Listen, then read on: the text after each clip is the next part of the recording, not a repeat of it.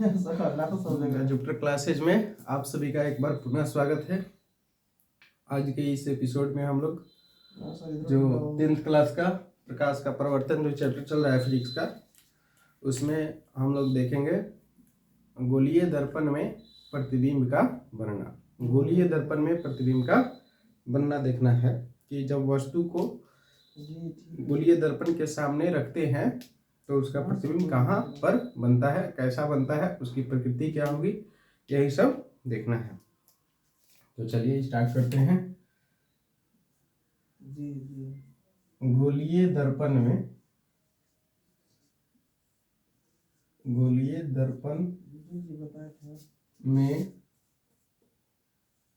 प्रतिबिंब का बनना।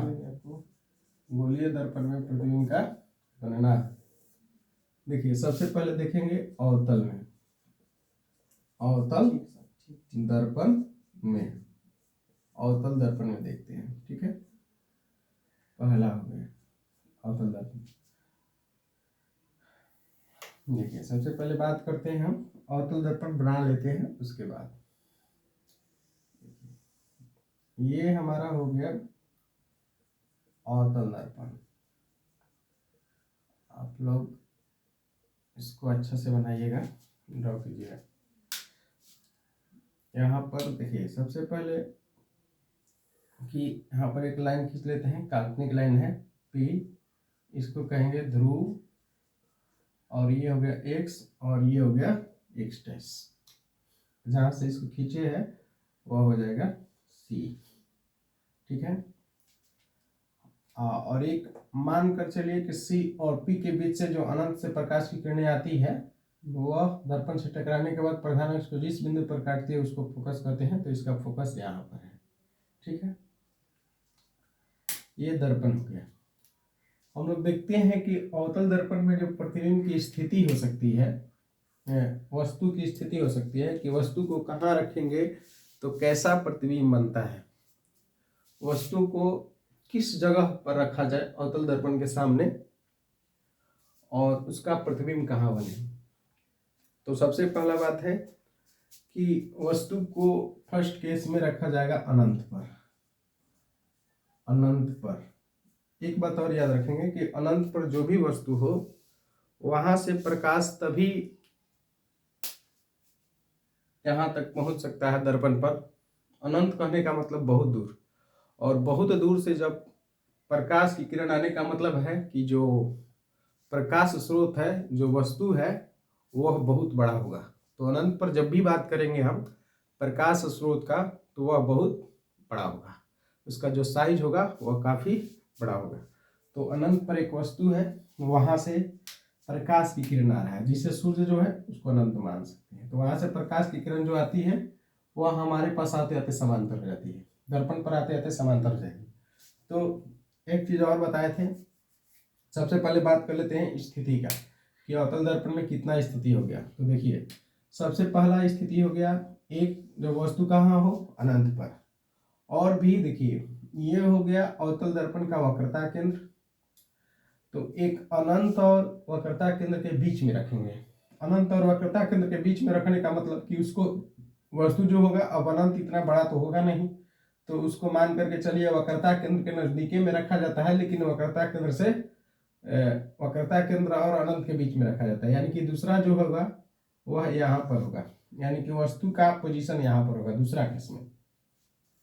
पहला केस है अनंत पे, दूसरा केस है अनंत और वक्रता केंद्र के बीच। अब जो तीसरा केस है वह खुद एकदम दर्पण का जहाँ वक्रता केंद्र होगा उसी जगह पर रखा जाएगा, ठीक है। प्रधान अक्ष के ऊपर रखते हैं वस्तु को। और जो चौथा है वह हो जाएगा अवतल दर्पण के वक्रता केंद्र और फोकस के बीच। तो ये हो गया चौथा। और पांचवा हो जाएगा फोकस पर।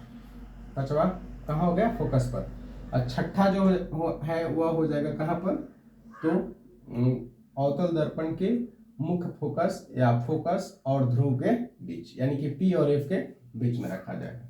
तो इस तरह से एक यहाँ भी देखते हैं कि किसी बुक में मिल जाता है कि दर्पण के ध्रुव पर रखा जाता है, तो वहाँ पर नहीं रख सकते हैं। वहाँ पर रखेंगे तो फिर वस्तु से जो किरण है वह नहीं निकल पाएगा, यानी कि वो तो सटा हुआ हो जाएगा। तो कुल मिलाकर के जो है ना 6 स्थिति है। कहाँ कहाँ देख लेते हैं। वस्तु को जब अनंत पर रखा जाएगा तो उसका प्रतिबिंब कहाँ बनेगा। दूसरा है कि जब वस्तु को वक्रता केंद्र और अनंत के बीच में रखा जाएगा। तीसरा कहाँ है तो वक्रता केंद्र पर है। चौथा कहाँ है तो वक्रता केंद्र और फोकस के बीच है। पांचवा कहाँ है तो फोकस पर है। छठा कहाँ है तो फोकस और ध्रुव के बीच में है। आई थिंक कि समझ में आ जाएगा बिल्कुल आप लोग को।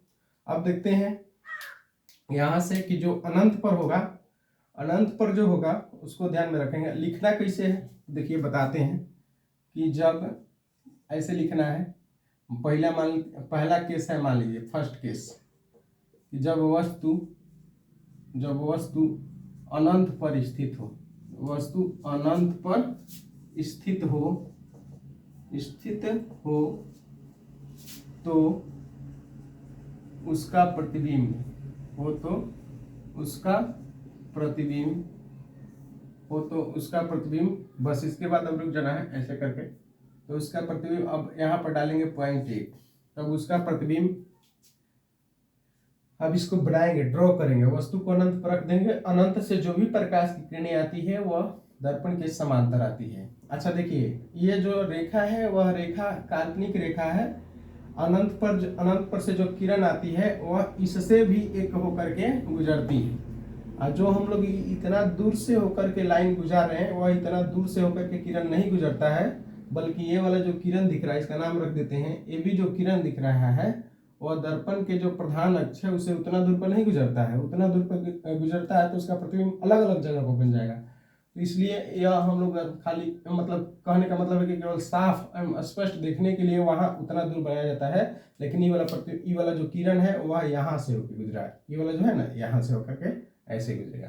विपाक्षीय किरण या उसको कहते हैं पराअक्षीय किरण। ठीक है। अभी हम लोग देखेंगे कि जब वस्तु अनंत पर रखी है तो उसका प्रतिबिंब, तो जो अनंत पर होता है तो वह यहाँ जाएगा। ठीक है।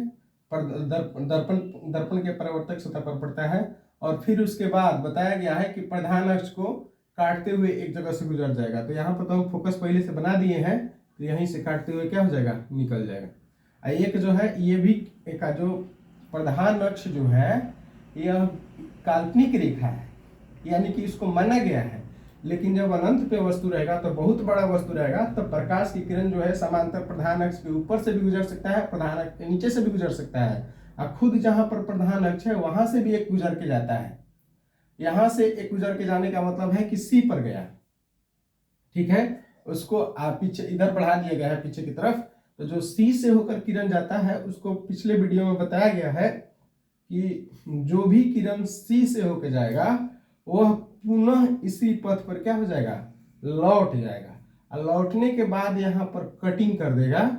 तो इसका मतलब हो गया कि यहाँ पर दो किरण, एक अनंत से समांतर है, ये भी आया है समांतर, लेकिन सी से होकर गुजरा है। और जो सी से होकर गुजरता है और दर्पण से टकराने के बाद पुनः वापस इसी पर लौट जाता है। तो कहने का मतलब है कि दर्पण से परावर्तन होने के बाद दो किरण जिस बिंदु पर काटती है वहां पर प्रतिबिंब बनता है। तो जब वस्तु अनंत पर हो तो उसका प्रतिबिंब कहाँ बनता है, तो फोकस पे बनता है। अब फोकस पे प्रतिबिंब जो बना है वह एकदम प्रधान अक्ष पर काटा है। तो प्रधान अक्ष पर काटने का मतलब है कि ऐसे कटा हुआ है, ऐसे यहाँ पर एक ही बिंदु है, तो यहाँ पर जो प्रतिबिंब बनेगा वह काफी छोटा बनेगा। तो हम लोग ऐसे लिखना है, जब वस्तु अनंत पर स्थित हो तो उसका प्रतिबिंब कहाँ, एक नंबर पर बताएंगे फोकस पर। फोकस पर। दूसरा लिख सकते हैं वास्तविक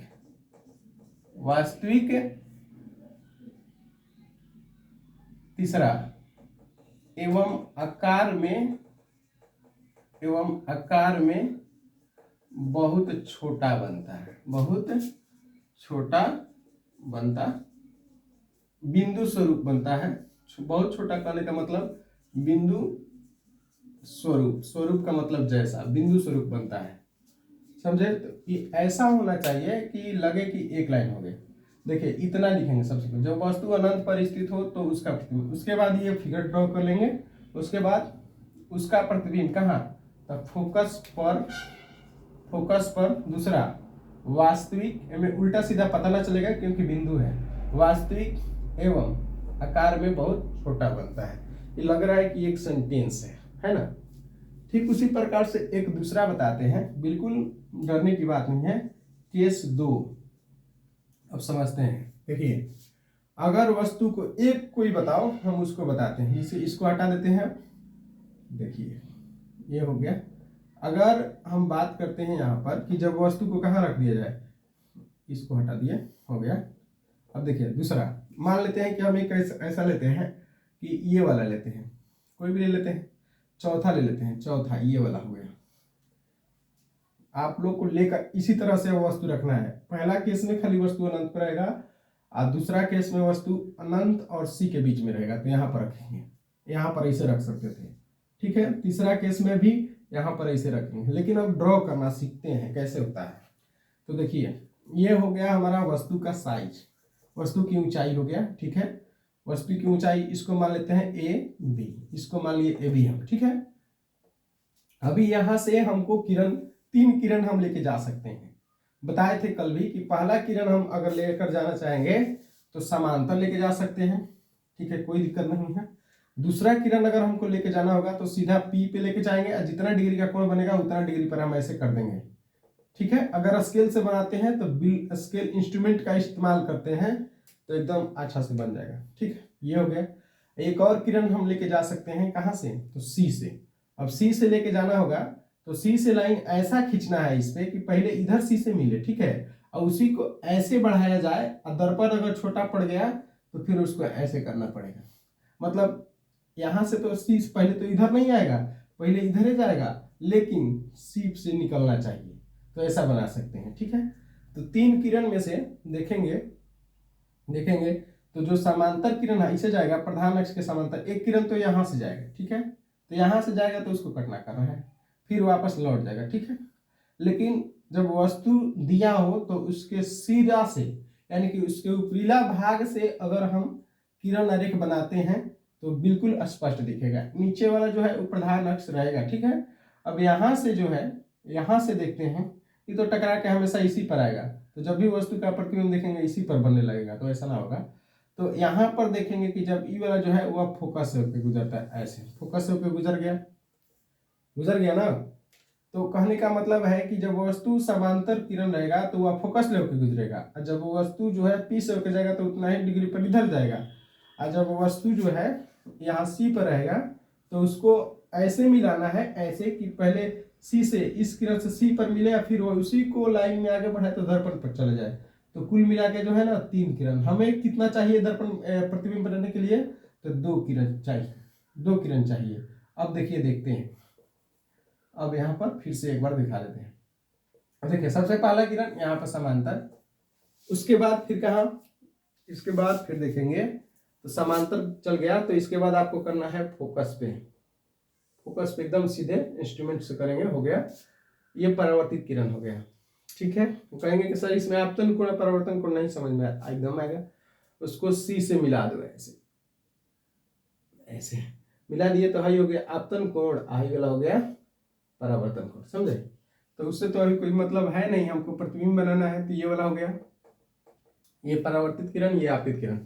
फिर एक क्या करते हैं कि हम एक यहाँ से अपना ले लेते हैं ये वाला, पी वाला ले लिए, यहाँ पर पी पर टकराया, जितना डिग्री का कोण इधर बना है उतना ही डिग्री का कोण इधर बनेगा, और एक जगह काट देगा। एक जगह कहीं पर काटा है परावर्तन के बाद, तो अब समझ जाइए कि वहीं पर क्या बनेगा, प्रतिबिंब बनेगा। तो यहाँ पर जो है प्रतिबिंब बन गया, देखिए यहाँ पर कट कर दिया, प्रतिबिंब हो गया, यहाँ पे ये बिंदु हो गया। लेकिन यहाँ से किरण निकाले थे तो ये एक किनारा हो गया, इसको प्रधान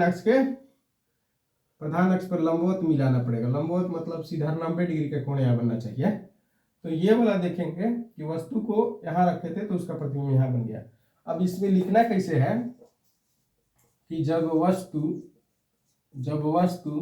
अनंत नहीं, कहाँ है बताओ, जब वस्तु वक्रता केंद्र और फोकस के बीच हो, वक्रता केंद्र और फोकस के बीच स्थित हो, फोकस के बीच स्थित हो, तो फोकस के बीच स्थित हो तो लिखेंगे उसका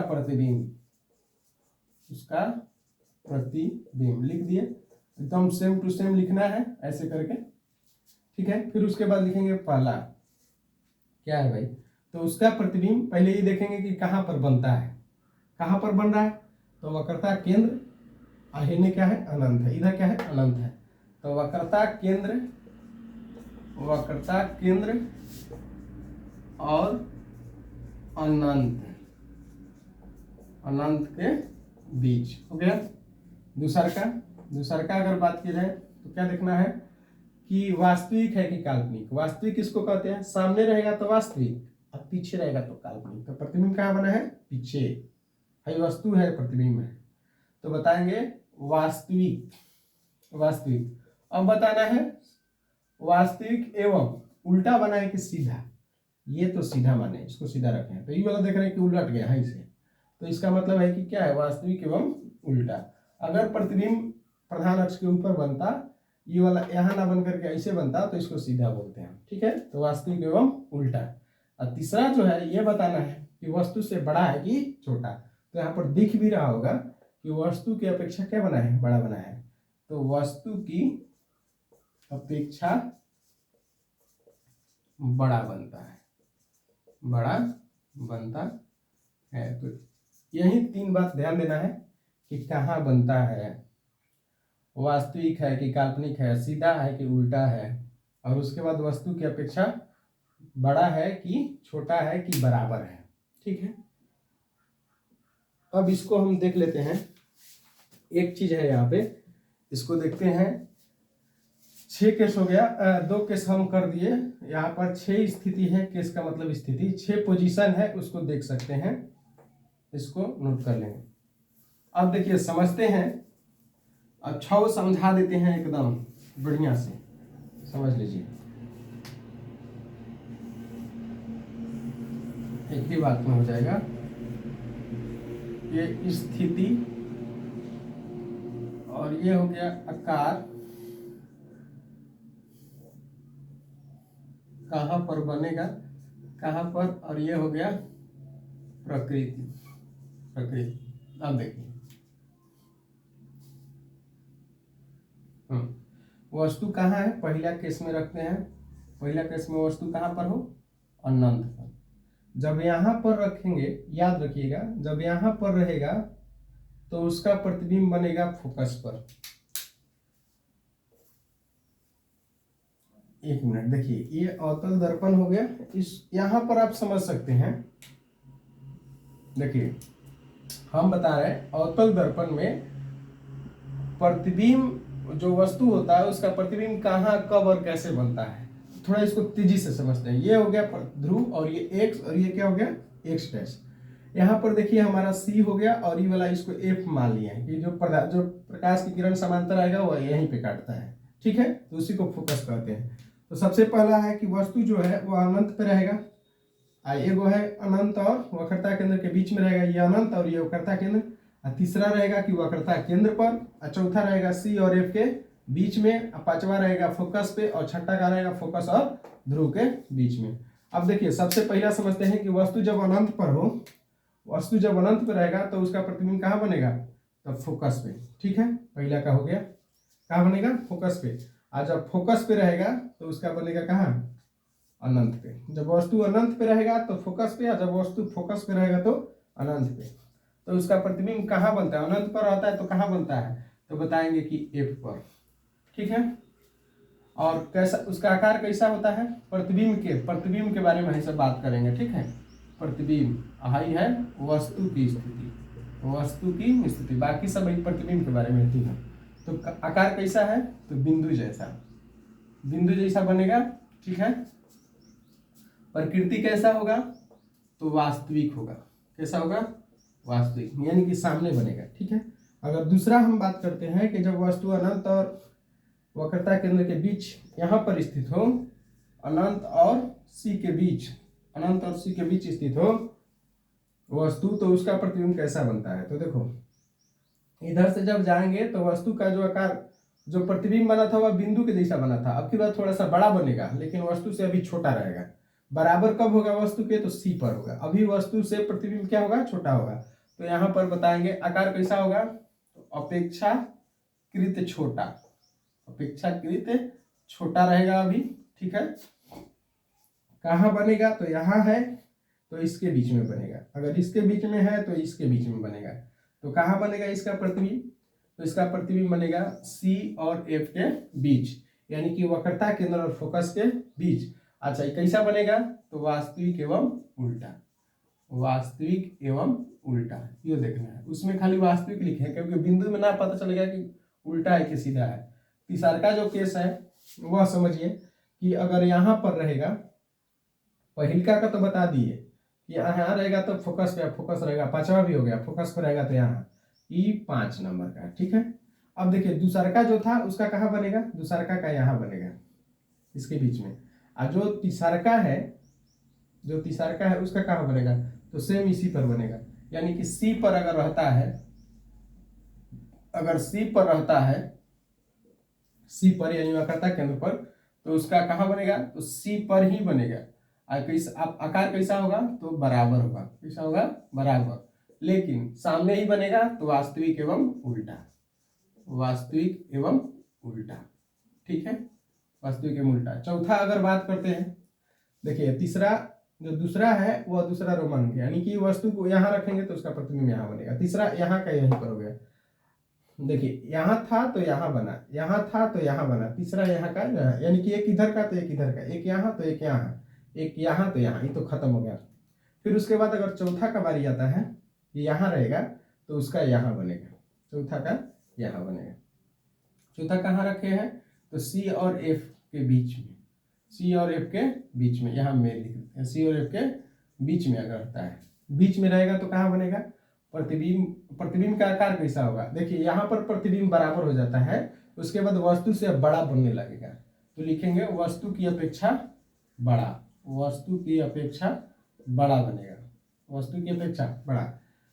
पहले वस्तु बड़ा, फिर उसके बाद वस्तु से प्रतिबिंब बहुत छोटा, फिर वस्तु अब छोटा हो गया।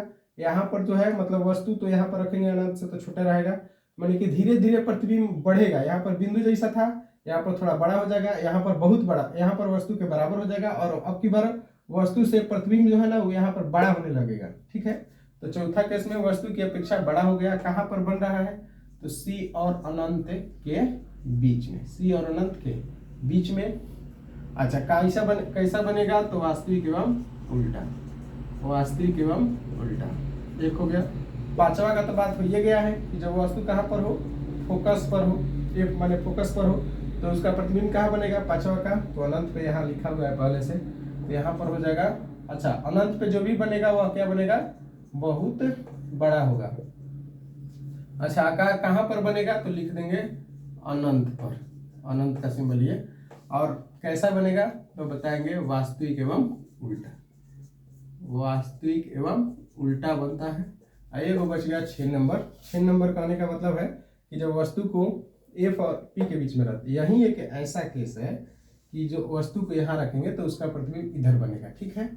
अब बड़ा बनेगा, ऐसे बड़ा बनेगा, ठीक है। वस्तु को जब कहाँ रखा जाता है, फोकस और ध्रुव के बीच में रखा जाता है, फोकस और P के बीच में, फोकस और P के बीच में रखा जाता है, तो उसका प्रतिबिंब कहाँ बनता है, आकार कैसा होगा, तो वस्तु की अपेक्षा बड़ा, वस्तु की अपेक्षा बड़ा होगा, ठीक है।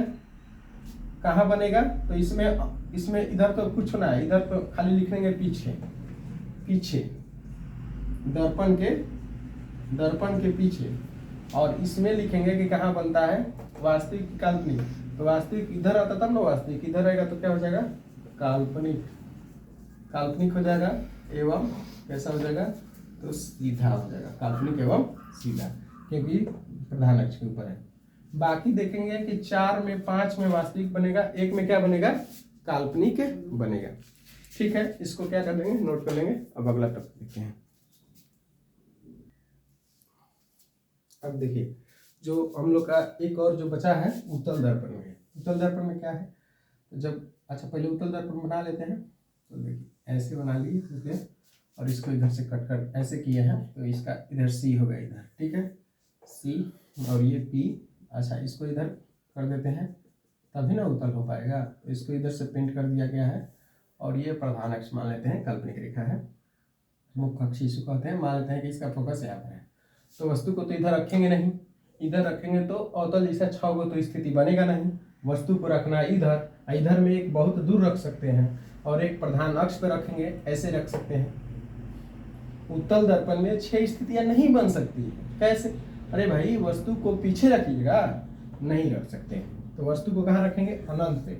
और दूसरा एक केस हो जाएगा कि आपको प्रधान अक्ष में ऐसे रखना है, तो कहाँ रख सकते हैं? यहाँ भी कहीं भी रखेंगे। अनंत को तो अब रखेंगे नहीं, क्योंकि पहले से रख चुके हैं।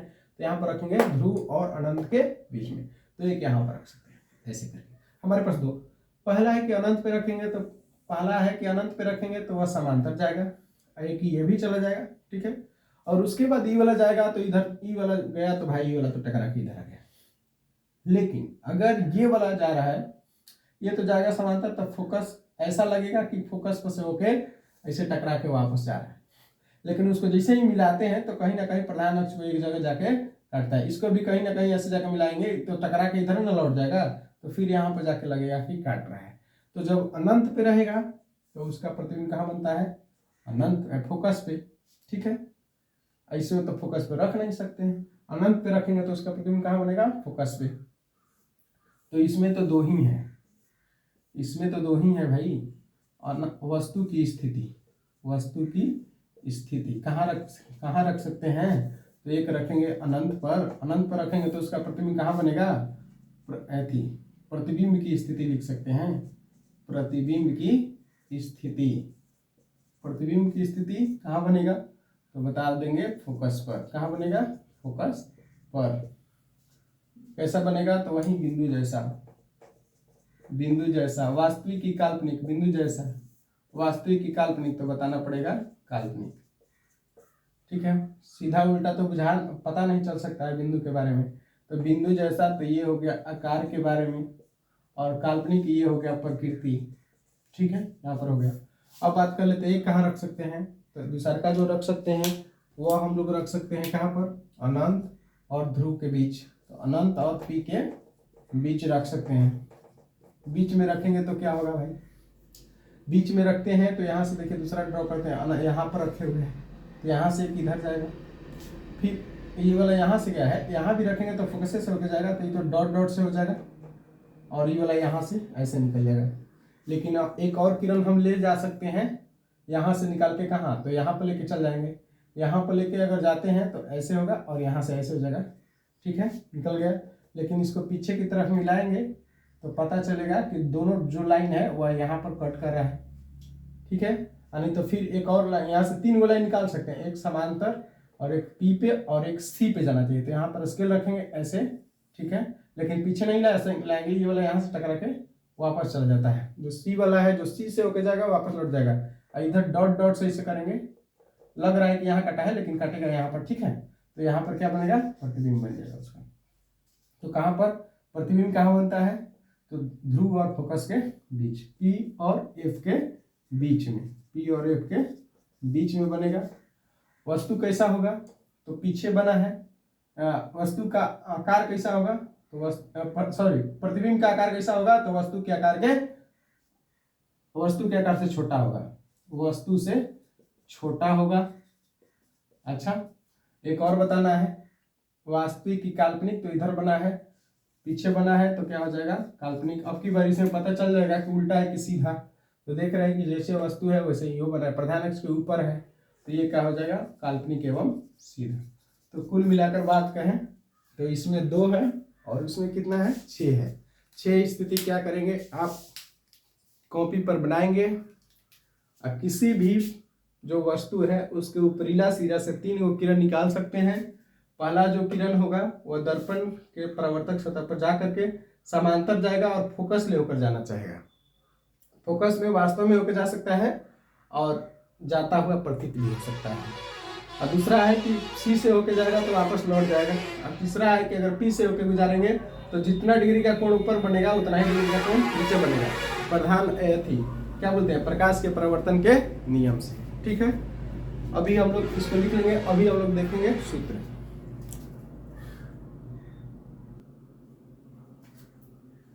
देखिए अगला जो टॉपिक है वह हमारा ये है, अवतल दर्पण की वक्रता त्रिज्या तथा फोकस दूरी फोकस दूरी को एफ कहते हैं, फोकस में संबंध। यानी कि हम लोग का जो एक फॉर्मूला होता है वो कर्ता त्रिज्या फोकस दूरी में होता है एफ बराबर आर बटा 2। या क्या होता है, तो एफ के नीचे एक है और एक में इसे गुना कर, एक में आर से गुना होगा तो आर हो जाएगा, 2 में एफ से गुना होगा तो 2f। यानी कि अवतल दर्पण की जो वक्रता त्रिज्या होती है वह फोकस दूरी के दुगुना होती है, फोकस दूरी के दुगुना होती है। यानी कि देखो इधर f में 2 से गुना किए हैं तब ना r के बराबर है, यानी कि पहले से क्या है f के दुगुना है, ठीक है। या बोल सकते हैं कि फोकस दूरी जो होता है वक्रता त्रिज्या का आधा होता है। क्या होता है? आधा होता है। अभी देखिए इसको समझते हैं, इतना हम लोग को सिद्ध करना है। तो ये हो गया एक अवतल दर्पण, अवतल दर्पण बना लिए, यहाँ पर अवतल दर्पण हो गया, एकदम अच्छा से कर लेंगे, हो गया। फिर देखो ये हो गया हमारा कौन सा प्रधान अक्ष, एक्स और एक्स डैश हो गया, ठीक है। ये मान कर चलते हैं कि सी हो गया और ये क्या हो गया पी, एफ हो गया और ये पी हो गया, ठीक। फोकस यहाँ पर है, छोटा सा बना है। वस्तु को हम रखते हैं कहाँ पर? अनंत पर रखते हैं। वस्तु अनंत पर है, वहां से प्रकाश की किरण ऐसे आता है, ठीक है। अनंत से आता है प्रकाश की किरण, यहाँ पर ऐसे करके प्रकाश की किरण आया, एक ही लाइन है। और फिर उसके बाद कहाँ से होकर जाता हुआ लगेगा, तो जहाँ पर प्रधान अक्ष को काटता है उसी का नाम फोकस रखना है। पहले रख दिए थे, यानी कि इसी पर कटवाना है, तो यहाँ से चल गया फोकस पर, हो गया। फिर उसको अगर हम यहाँ से देखते हैं, मिला देते हैं, इसमें आपतन कोण का काम है तो इसको मिला दिए सी से, तो ये हमारा कौन सा हो गया आपतन कोण आई, और ये कौन सा हो गया परावर्तन कोण आर हो गया, ठीक है। अब इसमें देखते हैं हम लोग क्या होता है। सबसे पहले हम बात करेंगे कि इसमें एक त्रिभुज बन, अच्छा यहाँ पर एक नाम रख देते हैं, एम रख देते हैं और ये नाम रख देते हैं। देखिए सबसे पहले इसमें लिखना होता है, इसमें लिखेंगे सबसे पहले बिल्कुल एकदम शांत स्वभाव से। देखिए यहाँ पर देखिए, माना कि सबसे पहले लिखेंगे कि इसमें कुछ लिखना पड़ता है कि क्या क्या आप उसको किए हैं उसको डिफाइन कीजिए, इस चित्र में क्या क्या है उसको डिफाइन करना है, ठीक है। तो माना कि एम एन एक अवतल दर्पण है तो अवतल लिखेंगे। माना कि एम एन एक अवतल दर्पण है, दर्पण का नाम हो गया, जिसमें क्या है, जिसमें प्रधान अक्ष एक्स एक्स डैश है माना हुआ। फिर उसके बाद क्या है कि इसमें दर्पण का ध्रुव पी है, दर्पण का फोकस एफ है, दर्पण की वक्रता केंद्र क्या है सी है। अनंत से एक प्रकाश की किरण आती है जो दर्पण के एम बिंदु पर आपतित होती है, आपतित किरण हो गया, तथा दर्पण से टकराने के बाद फोकस से होके गुजर जाती है, ठीक है। इतना लिख देंगे। लिखने के बाद अच्छा ये एक बात और हम बता देते हैं कि ये जो किरण हम लोग उतना दूरी पर रखे हैं वह उतना दूर से नहीं जाता है, बल्कि यहाँ से पास होके जाता है, यहाँ से होके जाएगा, ठीक है। अब हम लोग चलते हैं प्रकाश के परावर्तन के नियम से, प्रकाश के परावर्तन के नियम से। प्रकाश के परावर्तन के नियम से क्या होता है बताए हैं। प्रकाश के परावर्तन के कितने नियम हैं? प्रकाश के परावर्तन के तो 2 नियम हैं। आपतित किरण, ये हो गया आपतित किरण, तथा ये हो गया आपतन बिंदु पर खींचा गया अभिलंब, जो सी से खींचे वही अभिलंब है, तथा परावर्तित किरण, तीनों एक ही बिंदु पर एक ही तल में होता है, एक हो गया।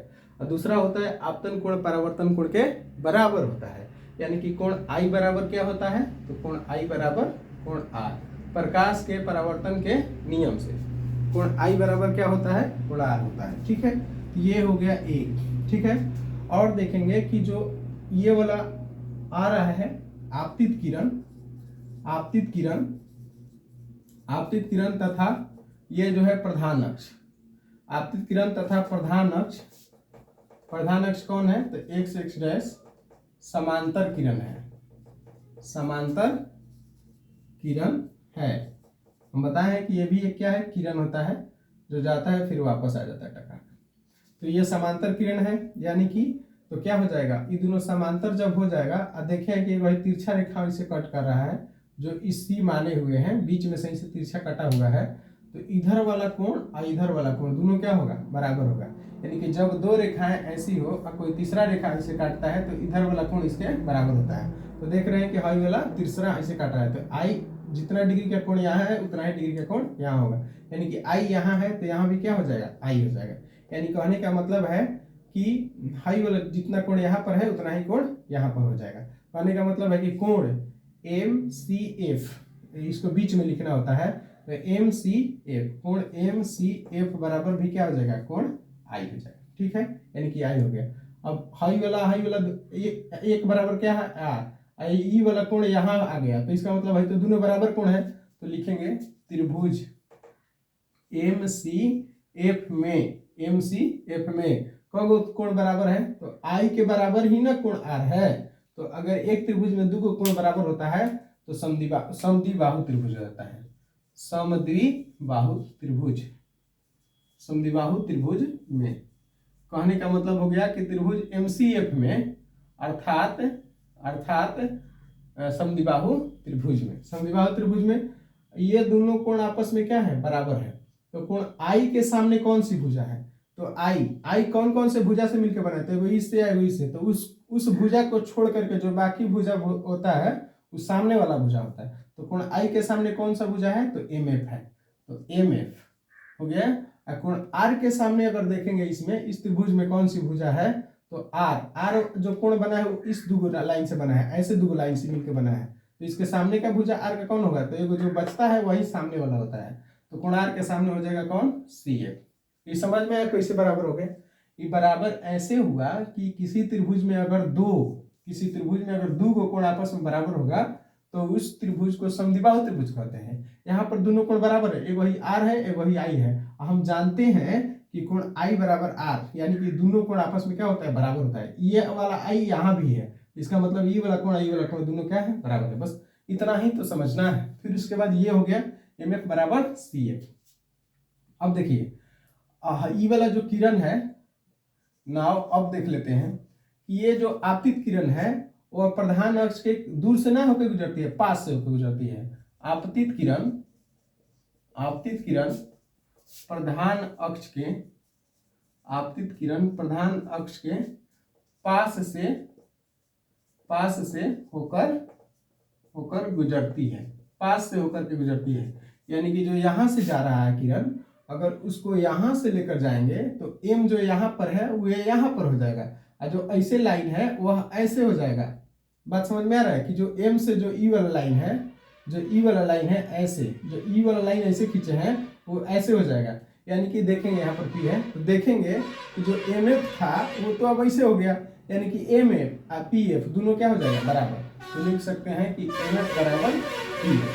चलिए एक बार फिर से समझते हैं कि जो ये MF है, अगर उस लाइन को खींच करके नीचे सटाएंगे तो M जो है वो यहाँ पर आ जाएगा। M जो देखेंगे कि जो पहले MF ऐसे था वो तो अब ऐसे हो गया, अब PF ऐसे ही है, तो इसका मतलब दोनों क्या है, दोनों बगले में है तो बराबर हो जाएगा। यानी कि M और P दोनों एक ही बिंदु पर है, तो MF बराबर क्या हो जाएगा, PF। MF बराबर PF। इसको मान लेते हैं हम समीकरण 3 और इसको मान लेते हैं समीकरण 4। दोनों में देखेंगे कि MF है, तो लिखेंगे जब दो समीकरण में दो पद जो है एक ही जैसा होता है तो दोनों कट जाता है। सिंपल कटा देंगे कि MF की जगह पर PF लिख देंगे, तो क्या हो जाएगा, लिखेंगे समीकरण 3 एवं 4 से, तो कितना हो जाएगा, तो PF बराबर हो गया, MF की जगह पर PF लिख देंगे, तो PF बराबर क्या हो जाएगा, CF हो गया। ठीक है, और फिर देखेंगे कि PF और CF अब देखना है। PF हम ये बताया, चिन्ह परिपाटी में बताया है कि सभी दूरियां कहाँ से मापी जाती है, तो ध्रुव से, यहाँ से मापी जाती है। तो F तो देख रहे हैं कि F जो है वो PF है, तो यहाँ पर लिखा हुआ है, लेकिन CF जो देख रहे हैं वो बीच में है, CF यहाँ पर है। तो इसको कैसे लिख सकते हैं, तो CF को कैसे लिख सकते हैं, जिसमें P आना चाहिए। तो CF क्या कर देना कि यहाँ से यहाँ तक हम माप लेंगे, CF लाना है, कैसे आएगा, तो P से हमको मापना भी है, बीच में है, तो बीच वाला कैसे नापाएगा, हमको नापना है यहाँ से, तो P से लेके कहाँ तक चले जाएंगे, C तक, तो ये हो जाएगा PC। और उसमें से कितना घटा देंगे, इतना घटा देंगे। घटाने का मतलब ऐसे मिटा सकते हैं, तो इतना ही ना बचेगा। तो इसका मतलब हो गया कि PC माइनस PF। अब देखेंगे कि PF उधर माइनस में PF है तो इधर आ जाएगा, तो एक और PF, अब बराबर क्या हो गया, PC। PF और PF 2PF बराबर क्या हो गया, PC। 2 हो गया।